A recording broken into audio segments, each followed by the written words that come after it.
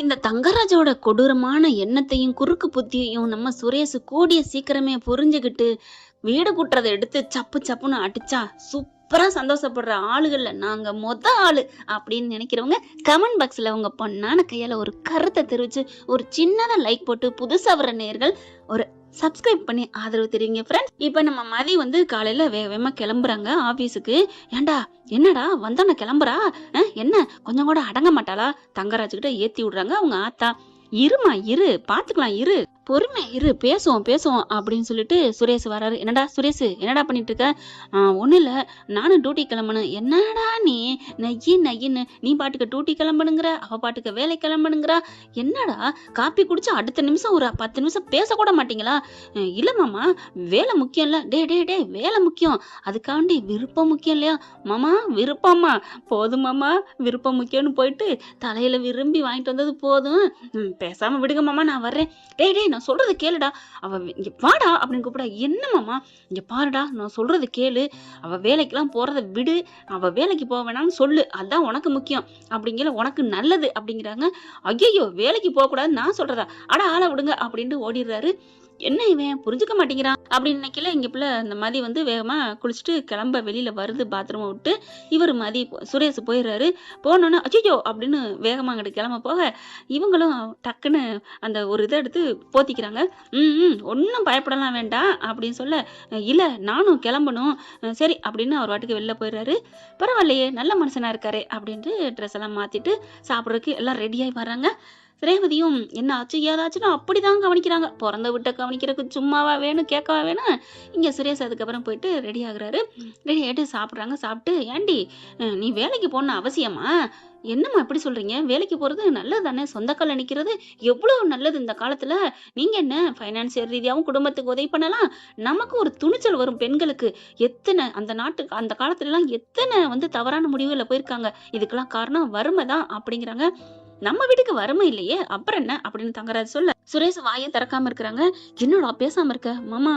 ஒரு வாட்டி நீங்க பேசுன கேட்ட இங்க மண்டை போயிடுச்சு, நீ சும்மா இரு மாமா அப்படிங்கிறாங்க. ஆனாலும் நம்ம ஆளு எப்படி புல்லட்டு சண்டியர் அப்படின்னு சொல்லுவாங்க இல்லையா, மதி வேக வேகமா சாப்பிட்டு அவங்க வாட்டுக்கு கிளம்புறாங்க. ரேவதிட்ட போயிட்டு வரேன்க்கா அப்படிங்கிறாங்க. போயிட்டு வாமா, என் மாமியா இருக்குல்ல அதுக்கிட்டையும் ஒரு சொல்லிட்டு போ ஒரு வார்த்தை, இல்லைன்னா ஏதாவது நினைக்கும். சரிங்கக்கா, சொல்றதுல இதுல என்ன இருக்கு? அம்மா போயிட்டு வரேன், அண்ணா போயிட்டு வரேன் அப்படின்னு சொல்லிட்டு சுரேஷை பாக்குறாங்க. பாவி சொல்லிட்டு போறாளான்னு பாப்போம் இன்னைக்கு அப்படின்னு பார்த்துட்டு வர்றேன் அப்படின்னு கிளம்புறாங்க. அப்பா, மழை வந்தாலும் வரும், வரேன்ட்டு போறா, ஆச்சரியமா இருக்கு அப்படின்னு நினைக்க ரேவதி பாக்குது. ஏன்டா அவ என்ன சிங்கமா புலியா? அவ குழந்தையா பார்த்தா குழந்தை, கொடூரமா பார்த்தா கொடூரம்டா. அவ கண்ணாடி மாதிரி. எனக்கு மதிய ரொம்ப பிடிச்சிருக்கு, அவளோட குணம்லாம் நல்லா புரிஞ்சிருக்குடா, நீயும் புரிஞ்சுக்கடா அப்படின்னு ரேவதி சொல்ல, நீ ஆரம்பிச்சிடாதக்கா, விடுக்கா, ஐயோ அப்படின்னு சொல்லிட்டு அவங்க கிளம்ப இங்க என்ன பண்றாங்க, ஆத்தாக்காரி ஏத்தி விடுது. என்னடா தங்கராச்சு இதுக்கு இப்படி பண்ணுதுங்க? இவன் இப்படி போனா அவன் அப்படி போனா, இதுக்கெல்லாம் ஒன்னும் உருப்படுற மாதிரி இல்லடா. நீ சேர்த்து வச்ச கல்யாணம், பார்த்து வச்ச கல்யாணம் உன் மேல தப்பா போயிரும், அதனால இவளை வீட்டோட அடக்கி இருக்க வைடா அப்படின்னு ஆத்தா ஏத்தி விடுதுங்க. அது தலைய பாத்தீங்களா, அது ஏங்க இப்படி பப்பரக்க மாட்டேங்கிற மாதிரி இப்படி வச்சிருக்காங்க? பெப்பர்ஸ் தலையா அப்படிங்களாம், தலைவி அப்படிங்களாம். இப்ப தங்கராஜ் என்ன பண்றாங்க, நேரா போயிட்டு வத்தி வச்சிடுறாங்க. அங்க போயிட்டு இந்த மாதிரி வீட்டு சூழ்நிலை, எங்களுக்கெல்லாம் இங்க வேலைக்கு வந்தா பண்ணணும்னு அவசியம் இல்ல, அந்த பிள்ளைக்கு ப்ரொமோஷனை கொடுக்காதீங்கன்னு சொல்லி விட்டுறாங்க. எவ்வளவு ஒரு நல்ல எண்ணம் பாத்தீங்களா? ஆனா மதிக்கு பாத்தீங்கன்னா ப்ரொமோஷன் கிடைக்குது. ப்ரொமோஷன் கிடைச்சா இப்ப 20,000 விட டபுள் மடங்கு ட்ரிபிள் மடங்கு கூட கிடைக்குங்க. அந்த அளவுக்குங்க அந்த மாதிரி பெரிய காலேஜ்ல எல்லாம் ப்ரொமோஷன் கிடைச்சா எவ்வளோ வருது, அதுவும் பர்மனெண்ட்னா அது அதை விட இல்லையா?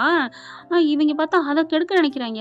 அவனோட எண்ணம் பூரா என்ன, பெண்கள் முன்னுக்கு வரக்கூடாது, காலுக்கு அடியில கொத்தடிமே இருக்கணும். அதான் தங்கராஜோட எண்ணம். தங்கராஜோட எண்ணத்துல மூஞ்சில கறி பூசினா நல்லா இருக்குங்க தானங்க மதி. இப்ப புருஷன்கிட்ட ஏத்தி ஏத்தி விடுறாருங்க பாரு, நீ போயிட்டு அவங்க சொல்லிட்டு வந்துடுறாரா தங்கராஜ், சரி பாக்குறோம் அப்படின்னு சொல்லிடுறாங்க. இப்ப நல்லா ஏத்தி விடுறாரு. டேய், உன் பொண்டாட்டி கூட்டு வீட்டுக்கு வாடா அப்படிங்கிறாங்க. ஏன் மாமா? அட கூட்டிட்டு வாடா அப்படிங்கிறாங்க. பாத்துக்கலாம், கூட்டிட்டு வா அப்படிங்கிறாங்களா. சரின்னு சொல்லிட்டு முடியாதுன்னு சொல்றாரு. இங்க பாரு, மாமா சொல்றத கேளு, அவ இனிமே வேலைக்கெல்லாம் போக தேவையில்லை, அவ வேலை டிஸ்மிஸ் அப்படிங்கிறாங்க. ஐயோ மாமா, அவ வேலையை விட்டு தூக்கிட்டா, ஐயோ வேணாம் மாமா, அவ ஏதாவது பண்ணிடுவா. அதெல்லாம் ஒண்ணும் பண்ண முடியாது, இதுல என்னடா இருக்கு, குடும்பத்துக்காக பண்றது தப்பா அப்படின்னு நம்ம கேட்டுக்கலாம் அப்படின்னு சொல்லி விடுறாங்க. தங்கராஜ் சொன்னதை கேட்டுட்டு சுரேஷ் போயிட்டே இருக்காரு. ஏற்கனவே அவர் பேச்ச கேட்டு நமக்கு இவ்வளோ ஆயிடுச்சு. ஐயோ! இன்னும் என்ன ஆகப்போதுன்னு தெரியல. ஏன் இப்படி மாமா பண்றாரு? அவ வேலைக்கு போறதுனால இங்க என்ன பிரச்சனை? அவ பாட்டுக்கு போறா, வாரா. இப்போ ஒண்ணும் அவ பிரச்சனை பண்றதே இல்லையே! மாமா ஏன் இப்படி பண்றாரு? ஒண்ணுமே புரியல. போயிட்டே இருக்காரு சுரேஷு. அப்ப போகையில பார்த்தீங்கன்னா, அந்த பொண்டாட்டிய ஒருத்தன் தாங்கு தாங்குன்னு அந்த பிரியமானவள படத்துல எப்படி விஜய்க்கு புத்தி வருது இல்லையா? அந்த மாரி தாங்க. அப்படிதான் அந்த பொண்டாட்டி கையில்லாதவங்க அவங்களுக்கு இவரு ஊட்டி விடுறதும், அதையும் இதையும் பார்க்குறாரு சாலை ஓரத்துல. அப்ப இவருக்கு ஒரு மாதிரி ஆகுது. என்னமோ மாரி பண்ணுது இவருக்கு. இவன் கூட பொண்டாட்டிய எப்படி பாத்துக்கிறான்? ரோட்டு ஓரத்துல இருக்கவங்க கூட மதிப்பு குடுக்குறாங்க. நம்ம ஏன் ஒரு திமிரு புடிச்ச மாரி, நம்ம என்ன ஆகாசத்துல இருந்தா வந்திருக்கோம்? மதி அப்படி என்னதான் தப்பு பண்ணிட்டா? நம்ம பண்ணதுக்கு அவ தண்டனை குடுத்தா. நம்ம தப்பு பண்ணுனோம். அதனால அவ கம்ப்ளைண்ட் குடுத்தா. அப்புறம் அத தவிர வேற என்ன பண்ணுனா? இப்ப ஏன் மாமா அப்படி பண்றாங்க? அக்கா வேற அட்வைஸ் நெறைய பண்ணியிருக்காங்க இல்லையா? பாவம்டா மதின்னு. அதெல்லாம் நெனச்சு பாத்துட்டே போறாங்க. காலேஜுக்கும் போயிடுறாங்களா? போகையில அங்க என்ன பண்றாங்க? அதுக்குள்ள மதிய கூப்பிட்டு வச்சு, அங்க அங்க இருக்காரு பாத்தீங்களா? பத்த வச்சுட்டு வந்தான்ல தங்கராஜ். அவர கூப்பிட்டு வச்சு, "உனக்கு வேலையிலேருந்து உங்கள ராஜினாமா பண்றேன்மா" அப்படிங்கிறாங்க. "ஏன் சார்? என்ன சார்? நான் என்ன சார் தப்பு பண்ணேன்? நான் நல்லா தானே பாடம் நடத்திட்டு இருக்கேன்னு" எவ்வளவோ மதி வாதாடுறாங்க. ஆனாலும் பாத்தீங்கன்னா, "இல்லம்மா, உங்களுக்கு வேலைய நாங்க நீக்குறோம். நீங்க கிளம்புங்க" அப்படிங்கிறாங்க. "சார், ஏதாவது தப்பு தண்டை பண்ணியிருந்தா சொல்லுங்க." "இல்லம்மா, உன் வீடியோ அது இதுன்னு பெருசா கேஸ் நியூஸ் ஆகிட்டு இருக்குமா." "சார், அதெல்லாம் முடிஞ்சு போச்சு சார். அப்ப நான் அவரே கல்யாணம் பண்ணி வாழ்ந்துட்டு இருக்கேன். இப்ப என்ன சார் அத பத்தி?" "அதெல்லாம் தப்புமா. இது முன்னோடியா இருக்கு. இது முன்னுதாரணமா போயிரும்." "சார், என்ன சார் முன்னுதாரணம்? நான் நேர்மையா தான் சார் நடந்துட்டு இருக்கேன். இங்க பாரும்மா, இதெல்லாம் பேசாதம்மா. உனக்கு வேலை இல்ல" அப்படிங்கிறாங்க. கரெக்ட்டா சுரேஷும் வந்துடுறாங்க. "எங்க?" அப்படிங்கிறாங்களா. இருக்காங்க. அந்த உள்ளுக்கு இருக்காங்க. போய் கூட்டு வரேன்ட்டு போறாங்க. மேடம், உங்க சார் வந்திருக்காங்க" அப்படின்னு சொல்ல, "சாரா?" அப்படிங்கல. "ஆமா, உங்க வீட்டுக்காரர் வந்திருக்காங்க" அப்படிங்கிறாங்களா. அதுக்குள்ள மதி என்ன பண்ணுது, "சார் இருங்க சார், ப்ளீஸ் சார், நான் வந்துடுறேன்" அப்படின்னு சொல்லிட்டு வெளியில வராங்க. "இல்லம்மா, நீ வர வேணாம். இத வாங்கிட்டு போ." "இல்ல சார், வேணாம், இருக்கட்டும்." "அட புடிம்மா" அப்படிங்கிறாங்க. ஆனா மதி வாங்காம, அந்த லெட்டர வாங்காம வெளியில வருது. சுரேஷும் உள்ளார வந்துடுறாருங்க. ஏன்னா பேசணும் அப்படிங்கிறக்காண்டி. கிட்டக்க 2 பேரும் பார்க்குறாங்களா, சுரேஷ் அதாவது நம்ம மதி முகம் வாடி போயிருக்கு. கண்ணு அப்படியே கதன்னு நிக்குது. அழுகைக்கு தழும்பி நிக்குது. அதாவது ஒரு குழந்தை ஏங்கி போய் நின்னா அவங்க அம்மா கால்ல ஓடி கட்டி பிடிச்சு அழுகும் இல்லையா? அந்த மாரி மதிக்கு மனசே சரியில்ல. ஏன் இப்படி நம்மள வேலைய விட்டு நீக்கினாங்க? நான் யார்ட்ட போய் ஆறுதல் கேட்பேன்? அப்படிங்கிற மாரி மதி வராங்க. நம்ம சுரேஷ் வராரு. ஓடி வர்றாங்க மதி. வந்த கையோட கிட்டக்க வந்துடுறாரு. வந்துட்டு, "மதி, என்னாச்சு? என்ன?" அப்படிங்கிறாங்க. "ஒண்ணும் இல்லங்க, ஒண்ணும் இல்ல" அப்படிங்கல அந்த ஆளு வந்துடுறாருங்க. அந்த ஆளு அவங்கட்ட கூப்பிட்டு குடுக்குறாங்க. வேலை பார்க்குறவங்கட்ட கூப்பிட்டு குடுக்குறாரு. "இந்த பேப்பர கொண்டோய் அந்த பொண்ணுட்ட குடுத்துருங்க" அப்படின்ட்டு. அந்த பொண்ணு வேகமா மதிட்ட குடுக்குது. மதிட்ட குடுக்கையில பார்க்குறாங்க வாங்கி. அப்படியே ஒரு மாதிரி ஆகுது. சுரேஷு மதிய பார்க்குறாங்க. "என்ன மதி? என்ன ஆச்சு?" அப்படிங்கல. அப்படியே ஒரு மாதிரி ஆகுது மதிக்கு. என்ன சொல்றதுன்னே தெரியல. "மதி, என்னம்மா ஆச்சு? என்ன? ஏன் அழுகுறாங்க? என்ன?" "ஒண்ணும் இல்ல சார். அது அப்படிங்கல. "என்னடா? என்ன?" அப்படி மதி அவங்களால ஒண்ணும் தாங்க முடியல. அப்படியே சுரேஷ் மார்புல சாஞ்சு அழுக ஆரம்பிக்கிறாங்க. "மதி, என்னம்மா? என்ன? என்ன?" அப்படின்னு அத பார்க்குறாங்க. வாங்கி பார்க்குறாங்க. அவங்க வேலைய விட்டு வேலைக்கு வர வேணாங்கிற லெட்டர் இருக்கா. அத பார்த்தோனே ஒரு மாதிரி ஆகுறாரு. "இங்க பாரு, அழுகாத, அழுகாத. ஏன்? ஏன்? எதுக்கு இப்படி இப்படி பண்ணாங்க? தெரியலங்க" அப்படின்னு சொல்லி, "வா, நீ வா" அப்படின்னு கூப்பிடுறாரு. "இல்ல" அதான் "வா" அப்படின்னு சொல்லி கூட்டிட்டு போறாங்க. அவரு இங்க உள்ளார உட்கார்ந்துருக்காரா. அவரு வர போனாரு. இதுங்கலாம் வர்றத பார்த்துட்டு அங்கேயே உள்ளார உட்கார்றாரா. உட்கார்ந்தோனே, "சார், வணக்கம் சார்" அப்படிங்கிறாங்க. வணக்கம். நீங்க?" "நான் இவங்களோட ஹஸ்பண்ட் சார்" அப்படிங்கிறாங்க. "ஓ, அப்படியா? வணக்கம்" அப்படிங்கிறாங்க. போலீஸ் ஸ்டேஷனோட தானே போயிருக்காரு. "ஏன் சார் இவங்கள நீங்க இப்ப இந்த மாரி வேலைக்கு வேணான்னு சொல்றீங்க? ஏன் இப்படி பண்ணீங்க?" அப்படின்னு கேட்குறாங்க. "இல்ல, அது அவங்க" அப்படி இப்படின்னு மழுப்புறாருங்க. தங்கராஜ் தான் சொன்னாருன்னு சொல்லவும் மாட்டேங்கிறாங்க. "சார், நீங்க இப்ப இவங்கள ஏன் வேலைய விட்டு நீங்க டிஸ்மிஸ் பண்ணீங்கன்னு எனக்கு நல்லா தெரியும் சார்." உங்களுக்கு தெரியுமா?" "ஆமா, தெரியும்." மதி உடனே சுரேஷ அப்படின்னு பார்க்குறாங்க. "என்ன தெரியும்?" அப்படிங்கிற மாரி பார்க்க, "பேசாம இரு" அப்படின்னு மதிய ஜாட காமிச்சுட்டு, "சார், யாரோ எவங்களோ ஏதோ சொன்னாங்கறக்காண்டி, என் பொண்டாட்டி எதுக்கு சார் வேலைய விட்டு நீக்குறீங்க?" "இல்ல, அது அப்படிங்கிறாங்க. "சார், இது தேவையில்லாத விஷயம் சார். 3வது மனுஷங்க தலையிடவே கூடாது சார்." "இல்லப்பா, அது இங்க பாருங்க, நான் சொல்றேன். என் ஒய்ஃப் நல்லா தான் இங்க வேலை பார்த்துட்டு இருக்காங்க. இவங்களோட இவங்களோட டேலண்ட், இவங்களோட மதிப்பு, அவங்க பண்ற அவங்களோட டெடிகேஷன் எல்லாமே நல்லா இருக்கா? இல்லையா? அப்படிங்கிறத ஸ்டூடண்ட்ட வச்சு கேளுங்க. நல்லா இல்ல அப்படின்னு ஒரு ஆள் கைய தூக்கி சொல்லட்டும். நீங்க இத குடுக்குறத உங்க கால்ல விழுந்து நான் வாங்கிட்டு போறேன் சார். நான் வாங்கிட்டு போறேன்" அப்படின்னு சுரேஷ் சொன்னோனே ஆடி போறாரு. "கிளம்புங்க சார், எந்திரிங்க, கிளம்புங்க" அப்படிங்கிறாங்க. "இல்ல, அது வாங்க சார், கிளம்புங்க சார்ன்னு" கூட்டிட்டு வராரு. அந்த ஆளுக்கே ஒரு மாரி, "இல்லப்பா, இல்ல சார்" அப்படிங்கிறாங்க. ஏன்னா சுரேஷ் போலீஸ் இல்லையா? அதனால "இல்ல சார், இல்ல சார்ங்கிறாங்க." "வாங்க சார்" அப்படின்னு அவங்க அவங்க கிளாஸுக்கு கூட்டி போறாங்க. ஒரு கிளாஸ் ஒரு பானை சோத்துக்கு ஒரு சோறு பதம்ன்னு சொல்லுவாங்க. ஒரு கிளாஸ்க்குள்ள சொல்லலாமா? இல்ல எல்லா ஸ்டூடண்ட்டையும் கூப்பிட்டு வச்சு சொல்லலாமா? அப்படிங்கிறாங்க. "இல்ல, அது அட வாங்க சார்" அப்படின்னு கூட்டிட்டு போறாங்களா. அங்க எல்லாம் லாஸ்ட் பீரியட் நடந்துட்டு இருக்கு. Good morning, good evening, good ஈவினிங்கிறாங்க. இருக்கட்டும் அப்படின்ட்டு சுரேஷே ஆரம்பிக்கிறாரு. இங்க பாருங்க ஸ்டூடண்ட், உங்ககிட்ட ஒண்ணு கேட்க வந்திருக்கோம் அப்படிங்கிறாங்க. என்ன அப்படின்னு எல்லாரும் பாக்குறாங்களா? பார்த்தோன்னே இந்த மதி டீச்சர் இருக்காங்களே, மதி அக்கா, மதி டீச்சர் சூப்பர் சூப்பர். இவர் கேள்வியே கேட்கலங்க. எல்லாரும் சூப்பர் சூப்பர். என்ன மதி, என்ன ஆச்சு, என்ன டீச்சர், என்ன ஆச்சு? இந்த பீரியட் உங்க பீரியட் இல்லையே, இந்த பீரியட் நீங்க எடுக்க வரீங்களா? ஐயோ சூப்பர் ஜாலி, வாங்க வாங்க அப்படின்னு சொல்றாங்க. அப்படியே சுரேஷ் பாக்குறாரு அந்த சார. போதுமா சார்? ஒரு ஒரு விடைக்கு கேள்வி கேட்டு விடை வர்றது ஒரு கரெக்டான ஒரு ஒரு நியாயமான ஒரு என்ன சொல்றது, ஒரு ஒரு சம்பவம்னு சொல்லலாம். ஆனா கேள்வியே கேட்காம அந்த கேள்விக்கு தகுந்ததை விட அதிகமான ஒரு நல்ல பதில் வருது பாத்தீங்களா? என்ன மாதிரி மதி இருந்திருந்தா இப்படி ஒரு பதில் வரும்? சொல்லுங்க சார். அவர் வாயை அடைச்சு போறாரு. சொல்லுங்க. போதுமா?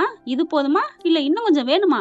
சரி கேட்டதே நீங்களே திருப்தி அடைஞ்சுக்கோங்க. இல்ல வேணாம் சார் அப்படிங்கிறாரு. அட சும்மா இருங்க சார். ஆல் ஸ்டூடெண்ட் எல்லாரும் சைலண்ட் சைலண்ட் அப்படிங்கிறாரு சுரேஷ். ஓகே அப்படிங்கிறாங்க. இப்ப இந்த மதி டீச்சர் உங்க காலேஜை விட்டு போகலாமா? ஏன் ஏன் ஏன் போகணும் அப்படின்னு எல்லாரும் கொதிக்கிறாங்க. கூல் கூல் கூல் கூல் அப்படிங்கிறாரு. அவங்க நல்லா நடத்துறாங்களா? இல்ல சார் இப்படி ஒரு கேள்வியே வைக்க கூடாது. அப்படி கேள்வி கேட்ட உங்களை நாங்க தண்டிக்கிறோம். என்ன நினைச்சிட்டு இருக்கீங்க? மதி டீச்சர் எவ்வளவு 24 மணி நேரமும் பாடம் எடுத்தா நாங்கெல்லாம் சந்தோஷமா கேட்போம். மதி டீச்சர் ஒரு டீச்சரே இல்ல, எங்களுக்கான ஒரு தெய்வம்னு சொல்லலாம். அப்படி இப்படின்னு எல்லாரும் சொல்ல, ரொம்ப நன்றி அப்படின்னு எல்லாத்தையும் சொல்றாங்க. அதுக்கப்புறம் என்ன சார் என்னாச்சு? ஒண்ணும் இல்ல, உங்க நிர்வாகத்துல இருந்து இவங்கள என் மிஸ்ஸஸ் தான் இவங்கள தூக்கிட்டாங்க. அதான் அப்படிங்கல. சார் ஏன் சார் தூக்குனீங்க? தூக்குனா நாங்க உண்ணாவிரத போராட்டம் நடத்துவோம். போதுமா அப்படிங்கிறாரு சுரேஷ். சரி வாங்க, ஓகே ஓகே ஸ்டூடெண்ட், நாங்க பாத்துக்கிறோம், பேசிக்கிறோம் அப்படின்னு அந்த தலைமை செயலர் சொல்றாரு. அதுக்கப்புறம் சார் மதி டீச்சரை நீங்க விளக்குனீங்கன்னா நாங்க யாருமே காலேஜுக்கு வரமாட்டோம். இந்த ஸ்கூல் இந்த கிளாஸ் மட்டும் இல்ல, இந்த ஃபுல் ஹோல் எல்லாத்தையுமே நாங்க சொல்லி எல்லாரும் நடவடிக்கை எடுப்போம், வெளியில எல்லாரும் போராட்டம் நடத்துவோம் அப்படிங்கிறாங்க. ஐயோ அப்படிலாம் இல்லப்பா அப்படின்னு கூட்டிட்டு போயிட்டு சுரேஷை கூப்பிட்டு வச்சு பேசுறாரு. சாரி தம்பி அப்படிங்கிறாங்க. என்ன சார் நீங்க பண்ணிட்டு இருக்கீங்க? யாரோ ஒருத்தவங்க சொன்னா இப்படிதான் பண்ணுவீங்களா அப்படிங்கிறாங்க. மதி கொஞ்சம் தள்ளியே நிக்குது. இல்லப்பா உங்க மாமா தான் அவங்க மதி வேணாம், வீட்டுக்கு பிரச்சனை அது இதுன்னு சொல்லி. நீங்க பாருங்க, என் மாமா 1000 சொல்லுவார். அவர் பேச்செல்லாம் நீங்க கேட்க கூடாது தெரியுமா? என்ன நினைச்சிட்டு இருக்கீங்க? நம்ம டீச்சர் ஸ்டூடெண்ட்டுக்கு பாடம் நல்லா நடத்துறாங்களா அதை மட்டும் பாருங்க சார். ஏதோ ஒரு உப்பு சப்பு இல்லாத காரணத்துக்காண்டி என்ன பண்ணுவீங்க? அவ எவ்வளவு நேர்மையானவ தெரியுமா? பாடம் நடத்துறது மட்டும்தான் குறிக்கோள்னு வாழ்ந்துட்டு இருக்கா.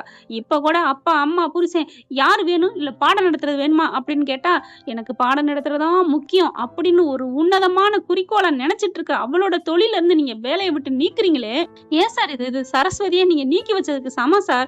சார் என்ன மன்னிச்சிருங்க சார், நீங்க இவ்வளவு புரிஞ்சு வச்சிருக்கீங்க. ஆனா உங்க 2 பேருக்கும் சண்டை அப்படி இப்படின்னு சொன்னாரு சார், அதனாலதான். அட போங்க சார், எதையுமே தீர விசாரிக்காம பேசாதீங்க சார். சண்டை சச்சரவு இல்லாதவங்க புருஷன் பொண்டாட்டி ஏது சார்? சண்டை போட்டுக்கிட்டா சார் புருஷன் பொண்டாட்டி அப்படி இப்படின்னு விளாசி தள்ள.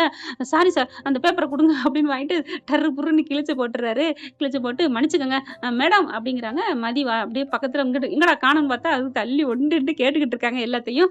மேடம் அப்படிங்கல வந்துடுறாங்க மதி. அதுக்கப்புறம் வந்துடுறாங்களா, வந்ததுக்கப்புறம் என்ன மன்னிச்சிருங்க, சாரிங்க அப்படிங்கிறாங்க. பதிலே பேசல மதி, ஒரு மாதிரியா இருக்கு. அதுக்கப்புறம் சுரேஷ் கூட்டிட்டு வராங்க. பேச்சே வரலங்க மதிக்கு. வெளில வந்ததையோட சுரேஷ் அப்படியே மறுபடியும் கட்டிக்கிட்டு அழுகுறாங்க. என்னாச்சு? எவ்வளவு புரிஞ்சு வச்சிருக்கீங்க என்னைய. நான் தப்பாவே உங்களை நான் நினைச்சிட்டேங்க, என்ன மன்னிச்சிருங்க. இனிமே நான் உங்களை நல்லா புரிஞ்சுக்கிட்டேன், என்ன மன்னிச்சிருங்க. நான் பாருங்களேன் எப்படி நடந்துக்கணும். நீ நல்லா நடந்துக்கணும், நடந்துக்க கூடாது இதுக்காக நான் பேசல. உன்னோட கேரக்டர் எனக்கு என்னன்னு தெரியும், அதை நான் எக்ஸ்பிளைன் பண்ணேன், அவ்வளவுதான். இல்லங்க, அந்த கேரக்டரையும் புரிஞ்சுக்கிற தன்மை வேணும்ல. உங்ககிட்ட இப்ப நிறைய இருக்கு, என்ன மன்னிச்சிருங்க. என் வேலையை தூக்க சொல்லி கெடுத்தா பாவியை நீங்க என்கிட்ட காப்பாத்திட்டீங்க அந்த பாவிக்கிட்ட இருந்து அப்படின்னு கட்டி பிடிச்சு அழுகுறாங்க நம்ம மதி. என்ன ஃப்ரெண்ட், இப்படி எல்லாம் போனா நல்லா தானே இருக்கும். கண்டிப்பா இந்த மாதிரி சீக்வன்ஸ் சூப்பரா நடக்குங்க. அந்த தங்கராஜே தாறு மாதிரி தக்காளி சட்னி நடக்கிற காலம் வரத்தான் போகுது.